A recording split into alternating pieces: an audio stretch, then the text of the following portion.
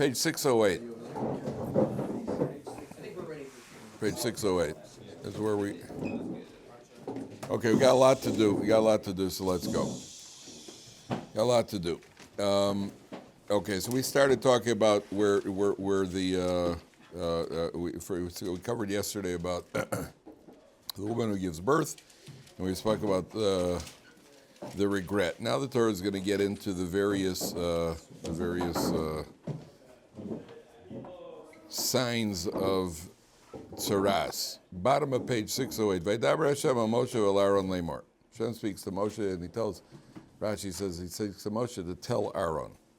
Adam ki yeh be'or besoros sa'esos sapachas uveheres. A man who is flesh, he shows one of these signs. V'hoya be'or besor lenegat tzaras.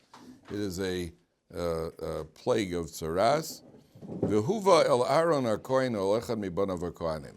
So you got over here, first of all, a person sees some sort of discoloration on his skin. He's brought to the Aaron or to one of his sons, the Kohanim. The Torah teaches us that the entire process determining whether or not this man is tameh means ritually impure, or whether he is not tameh. And if he's tameh, that means he has to be closed off and isolated outside of the camp until the cure takes place, which we'll talk about in a little while, how the cure takes place. The person who determines whether or not he has got this disease is a Kohen. Now that's pretty ironic considering nowadays a Kohen, up until a few years ago, a Kohen couldn't even attend medical school, because in medical school you have to work on cadavers, and Moshe Feinstein says a Kohen can't, Kohen's not allowed to come in contact with a dead body. Apparently there are, in recent years, now I've heard that in recent years in medical school they don't have to work on cadavers anymore. They use models, they use some sort of dummies. Either that or the crime rate went down, so there aren't enough cadavers available. But whatever the case is, a Kohen is the last person who's nowadays who would become a doctor. Can I trouble you keep that door open and put the stopper down so we get some air circulation? Thanks. But here the Torah says you got some sort of medical issue and you go to a Kohen. Why are you going to a Kohen? Go to a doctor. Go to a doctor. What happened? They're doctors. Why are you going to a Kohen for? And the answer is because tzaras is not a standard medical disease. Tzaras has a physical manifestation, but it's a spiritual cause. And we'll see what the causes are. The most common cause we spoke yesterday is because of Lashon Hara. Inappropriate gossip. But the first thing the Torah does is he brought to the Kohanim. Now, part of the connection, what's the connection to Aaron HaKohen? Why Aaron HaKohen and his sons, the Kohanim? Aaron's not around forever. And that should be obvious because Lashon Hara means that you are creating animosity and you're creating ill will. What was Aaron known for? He was the Ohev Shalom V'Roy. He was the peace-loving person. So specifically the Kohanim, who are descendants of Aaron, and Aaron was the pace setter for the Kohanim, who went around making sure that people aren't quarreling with each other and aren't bickering with each other. And obviously life is no fun then. But there's people have nothing. He was the one to try to help people to avoid contention. And therefore, the Torah says that they're brought to the Kohen. And it's Rabbi Hirsch has various proofs to show that it's not a regular contagious disease. We're going to see a little later. First of all, the Kohen did not examine the folds of the person. It's only what was visible. If a person's got some sort of disease, and he goes to the doctor opens up all flesh folds on the body to check where he might have it. Kohen does not open up any folds. A person is not checked for tzaras during the holidays. Holiday season, no tzaras. Guy's got some sort of discoloration on his skin. Kohen does not check the tzaras on the holiday season, which is strange. You don't check tzaras in Yerushalayim on the holiday season. We got masses of people, which is probably the formula where a contagious disease is most likely to spread. You don't check over there. Somebody who gets married, a chassan who gets married for the 7 days of the Sheva Brachos, you don't check for any sort of so you don't ruin the simcha. Could be anyway he's suffering now because he's got a new mother-in-law. But it doesn't. You don't have for the 7 days he's already got something to deal with. And to say nothing of a new wife, but she's also got to deal with him. But so it's not contagious, and it's not a physiologically spread. It has a physiological manifestation, but it is not a regular medical disease. Now there are 2 points here. First of all, you notice it's called a nega. What does the word nega mean? Literally, nogea. What does it mean? Touch. Right, to touch, negia, to touch. Are you shomer? Right? To touch. So the idea of this particular Torah disease is called a nega. What's it got to do with touch? What's it got to do with touching? The answer is the most precise contact you make with something is when you touch it. If you brush by, that's not very precise. But if I'm touching it, that means I'm trying to make contact with something. The most precise indication that there is a God who is a personal God who is touching somebody is that this guy speaks Lashon Hara, or he behaves in a haughty manner, or we'll see some of the other causes, and then this guy now is being punished directly by God. God's touching him. It's a nega, it's a plague. God's touching this guy. This is the constant argument that, God, he ran the world, he created a world, but he's not involved in our day-to-day living. God doesn't care if I put on tefillin, and he doesn't care if I eat shellfish. And the Torah is showing it's a nega. A nega means, boom, touch. You've been touched precisely by God. He's got you. He's got you right there. Because there's nothing more precise than a person who said something bad about somebody. The next morning he wakes up and he's got a discoloration which may cause him ritual impurity, and he may have to be isolated. It can be isolated for an indefinite period of time. We'll see. That's the idea of it's called a nega. Why does it start with Adam? Adam ki yeh. It could have said Ish. It could have said Ish. Why is it Adam? Now, liberals notwithstanding, the Gemara says, based on the pasuk, the Gemara says, Atem kruyim Adam. You, the Jewish people, are called Adam, and the nations of the world are not called Adam. That means the Jewish people, we are the humans of the world. That's what it sounds like. Now, this is very unpopular. It's a very unpopular statement, and there was different Rabbanim. I think the one that I heard, I'm not sure if it was Reb Meir Shapiro of Lublin for the famous Daf Yomi, Reb Meir Shapiro of Lublin, or one of the other Gedolim. There was some sort of anti-Semitic something or other against the Jews. Maybe it was at Harvard, and back in the day. And that was a joke, by the way. And you all missed that? I said maybe it was Harvard, at Harvard. Anti-Semitism? Okay. I just want to see if you're paying attention. And so there was some sort of, back in Poland or wherever it was, there was some sort of libel against the Jewish people. They were making trouble. And one of the arch enemies of the Jews said, see, they even degrade us because they call themselves Adam and we're not Adam. They call us, they're human and we're like subhuman. So they summoned this great rabbi, I think it was Rabbi Meir, they summoned him in front of the court, in front of the anti-Semitic court. They say, okay, how do you explain that? So he said, let me ask you a question. If a non-Jew dies somewhere in Ireland, do you find that non-Jews in Italy and in South America and in Kansas City care? Does anybody care? Okay, some guy died. What happens by the Jews? By the Jews, you could have a problem in Argentina, and Jews in Israel and in the United States and in New York and in England, all Jews all over the world. Oh boy, did you hear what happened there? It's like almost like a family. So Rabbi Shapiro said, we're called Adam. It's not disparaging of the non-Jews. But the word Adam does not have a plural. Ish has a plural, anashim. Adam, there is no plural for Adam in Lashon HaKodesh. And we're not Adamim, and we're not, B'nai Adam, but that's not a plural. B'nai Adam, but it's Adam. The word Adam doesn't have a plural. Ish becomes Anashim. Adam doesn't become Adama and Adamim.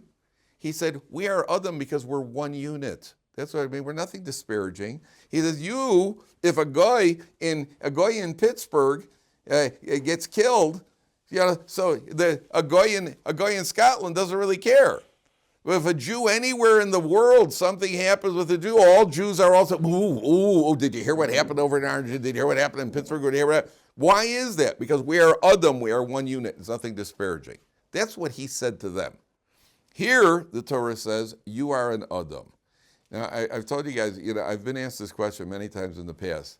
Guys who, you live your life, not specifically you, but you included, myself included. You live your life back in the day. Then you make a commitment to The classic example, you make a commitment to, be a little more careful with your eyes. Not gaze and look at everything that you feel like looking at. And you actually make a conscientious effort to try to work on eye control, to not look at things on the train and not look at things on whatever the various forms of Yetzer Hara equipment are. And you make a very, and then a person senses, when I was in university, and people were walking around clearly with severe clothing allergies, and it didn't really bother me that much. I didn't even notice it. I just went about my business. And all of a sudden, I become a little more conscientious, and I try to avoid looking. And all of a sudden, every time I see something I should see, the stronger I am in this area, the more it burns. It burns like the Yetzer Hara is burning like a torch. What happened over here? The answer is that it's not that you were insensitive on the university; it wasn't affecting you. The classic example, I told you, the classic example, if you're wearing a clean white shirt, and there's one little ketchup drop on the shirt, it shows up, right? If you're wearing a soiled, filthy shirt with, you'll be working under a car engine somewhere, the grease monkey, and you're absolutely filthy, and another splatter of grease hits you. You don't notice it. It doesn't mean anything. So if a person is already soiled, a person is already filthy, so he sees a little bit more filthy, it doesn't mean it's not affecting his neshama. He just doesn't sense it. He doesn't feel it. To the contrary, when you feel that you're being tested, that means you're growing. If you feel, hey, this is bothering me, that means I'm growing. It never used to bother me. Now it bothers me. Guy eats something, then he looks at the package, he sees, I thought it had an extra. I saw the circle with the R, it says OR, I thought that stood for Orthodox, and it's bothering you. If it's bothering you, it means that you're growing. It means the person's growing. If it's not bothering you, it means you're not growing at all. It doesn't bother me at all. So the Torah says, Adam, that's why by Goyim, there is no tzaras. A Goy, these laws don't apply by Goyim. By an Adam, by the Jewish people, we're at the pinnacle of creation, and therefore, even this, it shows up, and it means we have a very sensitive neshama. Idea number one. Idea number two is you go to the Kohen, believe it or not. One of the first, you're going to love this. The Kohen looks at the tzaras sign. The Kohen's gaze could actually neutralize it or stop it from becoming even worse. He zaps it with his gaze. Be careful, guys. I'm a Kohen. Don't get me upset. The White Sox fan. Don't get me upset. You notice I'm trying not to look in that direction. The Kohen has a gaze. You find even in the Gemara, you find several cases. Rabbi Yochanan, one of the Talmidim, became very cheeky. Rabbi Yochanan set his eyes on him, the Gemara says, and he turned him into a heap of bones. Yeah, I once saw, I think there was a show on TV, I think it was called The Outer Limits or The Twilight Zone. Which one? Outer Limits? Both are great. I think it was Outer Limits where this guy hit no, this is back in black and white, but the guy, which one? Twilight Zone, and the guy had the zapper. He had a gun that was a zapper. I just remember I was a little kid, scared, and he zapped people and turned them into a heap of bones. Right? Was it? I don't know. I didn't watch it too often. I got nightmares. But so in the Gemara it says that Rabbi Yochanan looked at somebody and he turned him into a heap of bones. And it says Rav Sheshes also did it. And the irony is Rav Sheshes set his eyes on this guy. Rav Sheshes was blind, and he turned this guy into a heap of bones. So you're talking about people, So there is an idea that the Kohen can actually, he gives it the look, and somehow that's why it's the Kohen. Okay, number three. The speech, the Gemara says, Adam la'amal yulad. Man was created to toil. That's a pasuk. Adam la'amal yulad. Is it warm in here, by the way? Is it warm? No, I didn't think so. Amal la'olam. That was the wrong answer, guys. I told you. No. We'll leave it for today. We'll see as it gets warmer. I told you it's like when your wife says to you. So when your wife says to you, do you think we should get a new couch? And you say, no, I don't think so. Wrong answer. Wrong. There was only one right answer on that test. Somebody once said, this is a great line. Somebody once said, women think communication means agreeing with them.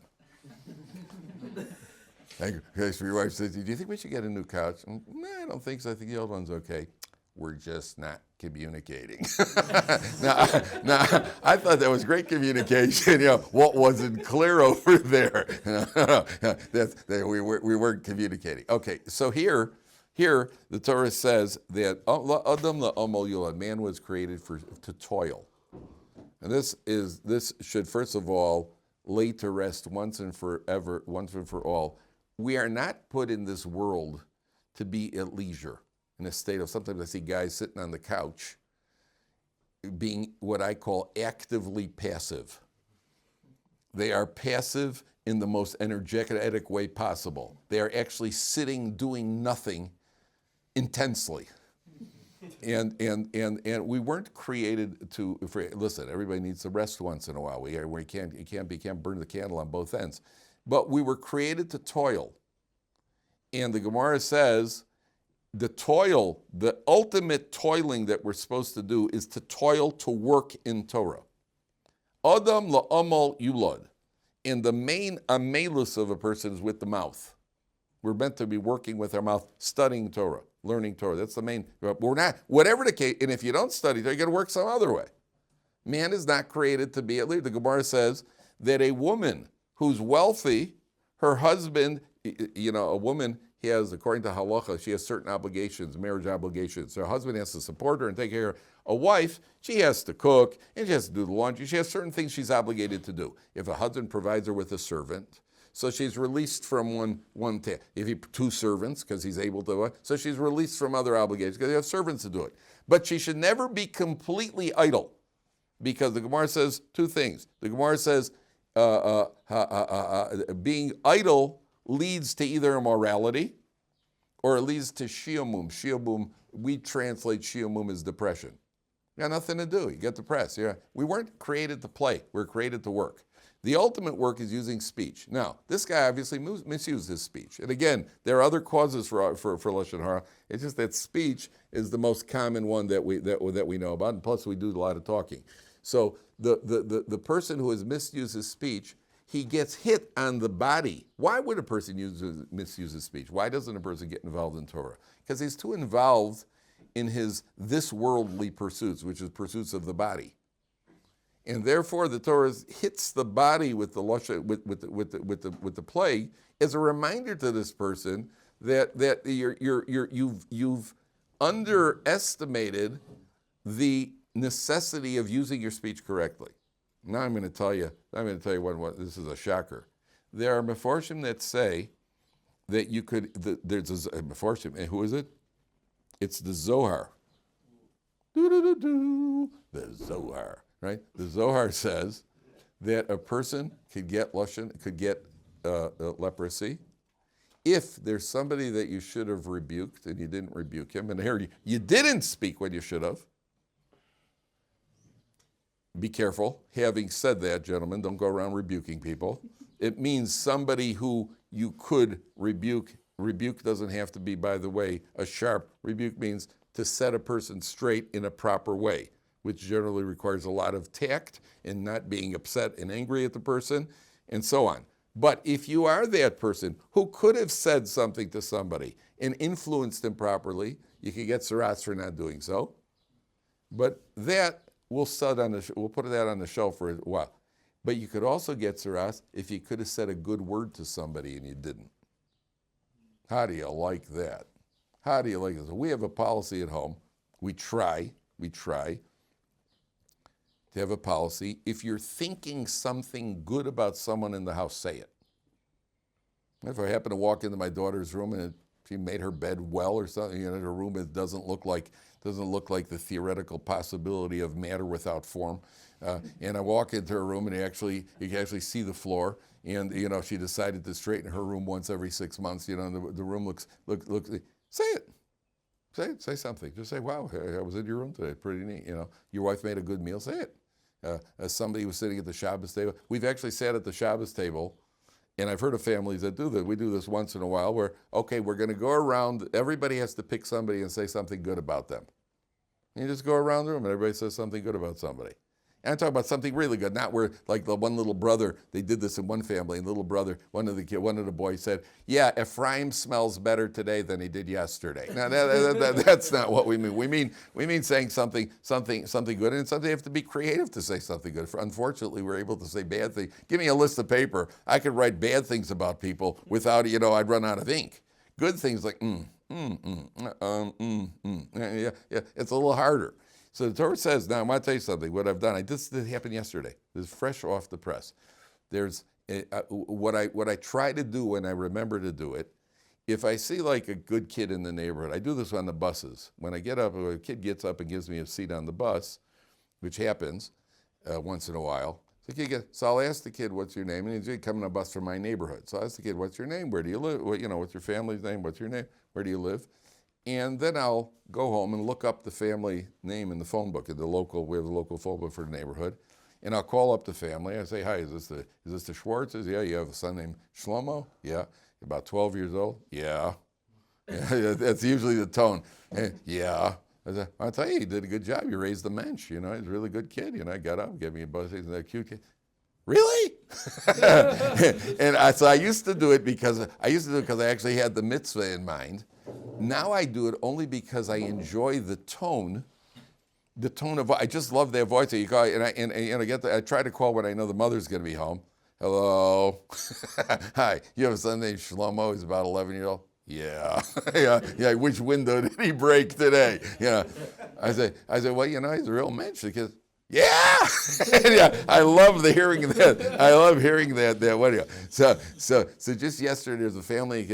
I was walking out of shul on Shabbos, and the father came out, and his daughter. I see the girl around. I know the kids. I know the family. And I said, "Hi, Daddy." She's real upbeat, and the kids are very upbeat. So I called the wife yesterday afternoon. To say, by the way, I just want to tell you, you guys are doing a good job. Your kids in the neighborhood, they're really upbeat kids. As a reflection on the parents, and the mother says to me, I just got a knock on the door from 2 other kids in the neighborhood complaining about my kids. Right? This really picked me up. I really appreciate it. She was really, really gaga. About 20 minutes later, there's a knock on our door. She came to the door. She was just really, it really made her day. And I've learned, especially with women, when does father, you're out there, sometimes you're out there and work and you feel good about, when does the mother ever get to hear something good about her kids? That's her work, that's her job, that's her life. And I found that and it doesn't cost anything, it's a phone call. What does it cost? It doesn't cost a lot. I'll tell you one other story. Years ago, I saw like a father was learning with this kid. What happened was, I'd seen the father learning with his son, and they had a very good relationship. Then one day I was walking towards shul, and the kid's about 11 years old, 12 years old. He says, "Hey, hi." And I was very impressed that a kid was poised enough to say hello. Okay, so it's Erev Shabbos. It was Friday afternoon. So I said, I'll call the mother, give her some nachas. What does it cost me? So I call up. I say, "Hi, Mrs. Ploney. Is Kaplan from down the block. I was telling you, your son, you got a 12-year-old tall. Your son is a very nice boy. He's very nice. He greeted me, and you should know that your husband learns with him." And first of all, she answers the phone, "Ken," like that, like she just woke up, in a bad mood. And even though it was about 4 p.m, and I say, there's a little silence. She goes, "Ken," like that. Okay, that was and I obviously good. Okay, that was Erev Shabbos. Sunday, my daughter comes home from high school. Daughter's about 15, 16. She says, "Daddy, did you call Mrs. Ploney on Friday?" I said, "Yeah, how do you know?" She goes, "Because their 16-year-old daughter is my friend in school. And she said, usually her mother's in a bad mood on Fridays, and the Shalom Bayis isn't so great. And they had the best Shabbos they've had in months because of that phone call." That's what she told me. That's what her daughter told my daughter, and my daughter told me. So then I learned the value of it. And there's no reason not to. If you're thinking somebody in the yeshiva, you're in shir, somebody asks a good question, come up to the guy afterwards and say, "Hey, that was a really good question you asked." Somebody's wearing, even if somebody looks, okay, guys in yeshiva dress, okay, but so somebody's actually wearing a full outfit of clothing. Right? "Hey, wow, I'm impressed. You put on all your clothes today." That's also, whatever you could think of, and especially by female, your mother. Give your mother a compliment. When you get married, give your wife a compliment. Women live on, women thrive on that. Men won't admit it. But because men, it's usually a dig. Yeah, but men, we're competing with each other all the time.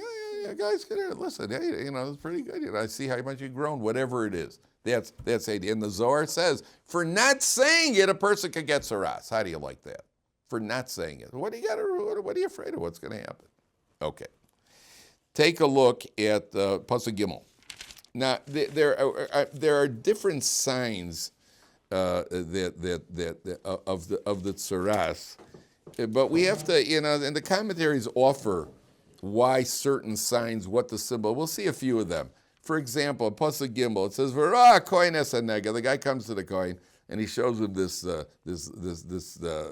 lesion or whatever. How does he translate it? The affliction.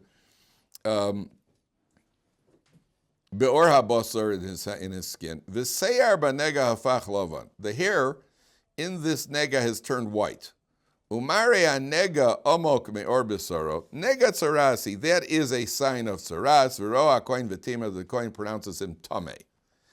Now the white. What is the white? So one of the Meforshim, again, there are a lot of these are suggestions by the Meforshim. What the idea could be behind it. One of the ideas of white is that if you embarrass somebody, so the Gemara says, "Hamalbim pnei chavero," somebody who whitens his friend's face. Hamalbim pnei chavero ein lo chelek lo. If you embarrass somebody, you whiten his face. You embarrass him in public, you could lose your portion in the world to come. Why is it called? I mean, when you're embarrassed, what color do you associate with somebody getting embarrassed? Red. Right? They turn red. So what the Gemara explains is, at the moment of embarrassment. Maybe at the moment of embarrassment, the first thing that happens is the blood in the face drains. That's spilling his blood, turning his face white. Then it rushes back into the face. That's the very redness that we associate with it. But the first thing that happens is the blood drains. And that's why it's called, you embarrass somebody in public as if you spilled his blood, because you drained the blood out of his face. Then the blood comes rushing back in. So, if you spoke Lashon Hara about somebody, especially in his presence, chances are you whitened his face. Therefore, the white over here symbolizes the white of the embarrassment. Now, it's interesting because white, on the other hand, white generally symbolizes what? Purity. I told you the joke. This kid says to his dad, "Hey, Pop." His parents are sitting together and says, "Hey, Mom, Dad, how come a bride wears white when she gets married?" So the mother says, "Well, white is a symbol of beauty and purity." The father says, "That's not the reason. All major home appliances come in white."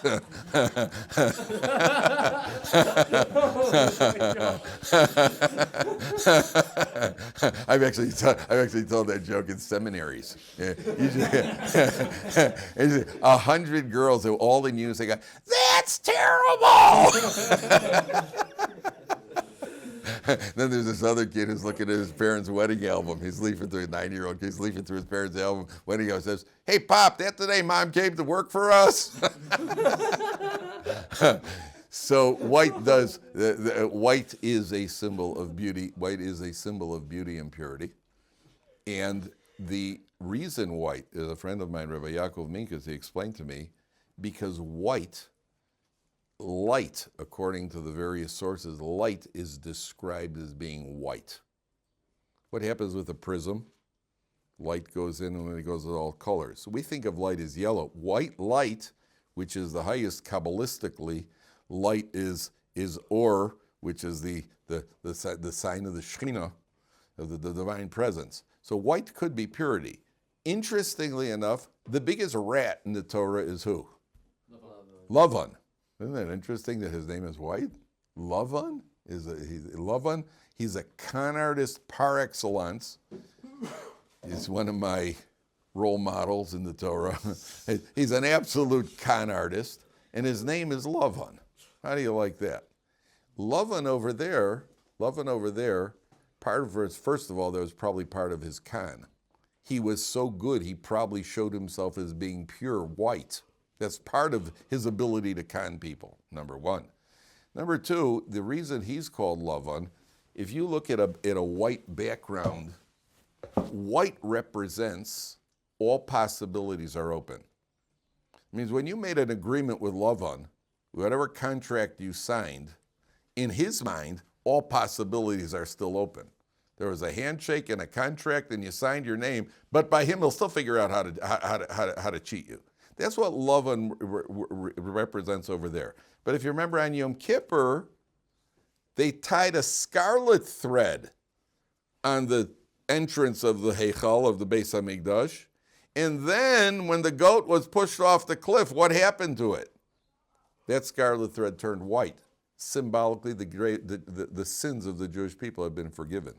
The sins have been forgiven. So the white could go either way. White over here is a symbol of embarrassing somebody, and therefore the white is a sign of impurity. Now, if you take a look, very precise, look at the pasuk again. Look at pasuk Gimel again. Now this is a little more precise in the words of the pasuk. V'roa kohen es hanega be'or habasar. You see, we're on 3 lines from the top on 610. V'roa kohen es hanega. The kohen shall see the nega be'or habasar. V'seyar b'nega hafach lavan. The hair is turned white. Umare hanega amok me'or b'saro nega tzarasi. V'ra'ohu hakohen. The kohen shall see him v'timeyoso and render him and pronounce him impure. What's the obvious question, gentlemen? The sounds of silence. The Kohen's not the one who's coming him? Well, he's good. What's your name? Yosef. Shalom Aleichem. Welcome. The Kohen is pronouncing him. V'timeo, so he's pronouncing him. You're right. Technically, he's not making him impure. He's pronouncing him impure. But you'll notice it says that he shall see it twice. Because right in the beginning, the pasuk begins with the words V'ra HaKohen, the Kohen shall see. And then again it says V'ra'ohu HaKohen, the Kohen shall see him. So why does it say it twice? Why V'ra'ah and why V'ra'ahu? V'ra'ahu is he shall see him. V'ra'ah is he shall see. You hear the question? So the word V'ra'ah is more general. So the Meshech Chochmah says, goes back to what we said earlier. The Meshech Chochmah says, this means first the Kohen has to see that the time is right. Is this a holiday? Is this a guy who's in the middle of Sheva Brachas? Is he even a candidate right now, time-wise, for an examination? Then V'ra'ohu HaKohen, or in the opposite order, whichever what it is, that the first one is the Kohen looks at to see the thing, but then afterwards the Kohen then has to decide, is this the right time to even make a pronunciation, to pronounce him Tameh? Because I told you there are certain times and certain situations where we don't even examine it. And therefore, the Meshech Chochmah says, that's why it's a double word. Yeah, Lenny, what are you going to ask? Does this disease look like other diseases? Yes, it has a good question. The question was, does the disease look like other diseases? Yes, it has a physical manifestation, and it's very uncomfortable. Yeah. What it will see. One of them is described as like a boil with some sort of uncomfortable fluid inside. Yeah, it definitely uncomfortable, definitely a physical manifestation. But is that why he has to check for the timing? Because you think no, because even if he has it, it's like a guy just got married and he shows up at the Kohen and he's got this guy is a Talmid Chacham who learned the laws of Tzaras. He says, I don't like what this looks like, and he goes to the Kohen. The Kohen says, well, 1 second, Mazel Tov, go home. We'll talk to you in 7 days. You understand? But he's got the physical signs, absolutely. Yeah, Andrew, we're going to ask something? I asked this yesterday. We don't really have tzaras anymore, do we? So the Chafetz Chaim, the question is we don't have tzaras. We don't have the ability. We don't have the ability to decide if it's tamei or tahor, and we don't have a Beis HaMikdash. We don't have a place to send him outside of the camp, and we don't have a way of purifying him. The Chafetz Chaim says nowadays the punishment for lashon hara in place of tzaras is poverty. If a person's struggling financially, so if the person thinks he opens up the paper to check the stock market, and he calls his financial advisor, what he should really do is he should open up the Sefer Chafetz Chaim and start learning the halachas. It doesn't mean every time a person is pure, but the reason is poor. Every time a person is pure means it's because of there are other causes, but that can be the punishment. And the reason the Chafetz Chaim says that is the Gemara says there are 4 people who are as if they're dead. 4 people, the Gemara says, are as if they're dead. A poor person, somebody who has tzaras, a blind person, and somebody who's childless. The Gemara says they're chashuvim kemes. So if the person who has tsaras is considered like a dead man, and we don't have tsaras, so we have some other situation where a person can be considered like a dead man, which is a person who's pure. I keep saying that, a person who's poor, right? And therefore, the Chafetz Chaim says that can be the substitute for tsaras nowadays. That's what he says. Okay. Now, in Pasuk Yud Gimel, Pasuk Daled. Okay, now watch this.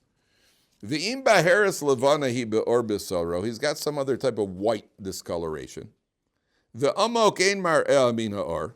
It's not deeper than the skin. Usahara lo afach lovan. The hair hasn't turned white. V'hiskir akoin es nagashiv shiyam. The kohen closes him off 7 days. Now he's quarantined for 7 days. V'ra'o akoin bayom hashvi. Then the kohen examines him on the 7th day. V'nei anega amad be'inav lo pasa anega ba'or. It hasn't spread. V'hiskira akoin shivas yamim shenis. The kohen goes off for another unit of 7 days. That's 2 weeks in quarantine.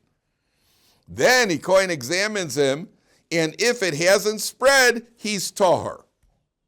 And if it has spread, then the kohen pronounces him tameh. Now, the first question is, why 7 days? Why do they have to put him off for 7 days? The answer is that we're checking to see if there's been spread. And one of the Mefarshim says, something in a day-to-day, the increments are not enough to be certain. When you wait a week, then you can see what's happened over a week. That's when it comes to tzaras. This is extremely important for anybody who's conscientious in their Yiddishkeit. There isn't a person in this room who doesn't want to grow. We all want to grow in our Yiddishkeit. One of the mistakes people make is checking day-to-day progress. You can't check your day-to-day progress. But if you look where you were 2 months ago, look at what your Gemara looked like what kind of words you translated a year ago, and you look back at your Gemara from a year ago and the things that you didn't know a year ago, and you look where you are now, like, I can't believe I ever didn't know that. And if you go and you check in monthly increments, or in half-yearly increments, or in 10-year increments, so then you see growth. One of the mistakes people actually kind of shoot themselves in the foot. They're checking, did I grow? Did I grow? Did I grow? You can't check day to day. You can't tell day to day. But if you look at, you give a little time to pass, then you can measure your growth, and you'd be happily surprised at how much you've grown. Since you should be happily, if you're not happily surprised and satisfied, so that's a sign of that the growth could be improved. That's the first idea. Idea number 2 is, I was thinking about this. What's the whole point of the tzaras? The guy's closed off outside of the camp. That's what's going to happen when he's closed off in general. Let's say the guy becomes tameh. How do you ever become tahor? How do you become de-tzarast? The answer is the guy's got to do tshuva. And tshuva is something internal. And if he's done tshuva, and it's a sincere tshuva, which only Hashem knows, so then eventually the signs go away. The kohen takes a look at it again. We'll see in the Torah. Takes a look at it again, and he pronounces him tahor. But how's it going to happen? It's only going to happen. Why does a person speak Lashon Hara? Why do you speak? Where does Lashon Hara come from, gentlemen? Haughtiness. Generally. Good. Haughtiness. You're looking down at other people. Or it comes sometimes from just resentment, ill will towards people, to put people down. So a person has to go out of the camp, and he has to stay outside the camp and try to humble himself a little bit. Try to work on your heart, which only HaKadosh Baruch Hu could see. Now, no one should go through this, but anybody who's ever taken I had a guy here once who told me he was waiting, he had to take a test to see if he had AIDS. And he was waiting for his results. He said he was in the doctor's office for 15 minutes waiting for his results. He said it was a real bad 15 minutes. It turned out it was okay. It was a real bad 15 minutes. When you're waiting for test results, somebody says that sometimes a person takes a serious test result, the doctor says, we'll have results for you in 2 weeks. So those are bad 2 weeks. All your imagination runs away with you, and what's going to be and how it's going to happen. Now this guy is closed off for 7 days, and he knows, oh boy, oh boy, oh boy, oh boy, oh boy. If I'm tameh, I'm going to be out there all by myself. It's embarrassing as heck. I'm on my own. Oh boy. That's enough to get a person to do tshuva right there. Just to be. And then he comes back a week later and it hasn't spread and he closes off for another week. Here, go think about this for another week. That alone is enough to get a person. Think about getting test results. Had a guy once here, he told me he was in the Army. So in the Army, apparently, if a guy in the barracks in the Army steals, they catch a guy stealing. So what they generally the treatment is they line him with telephone books. This is what the police used to do also.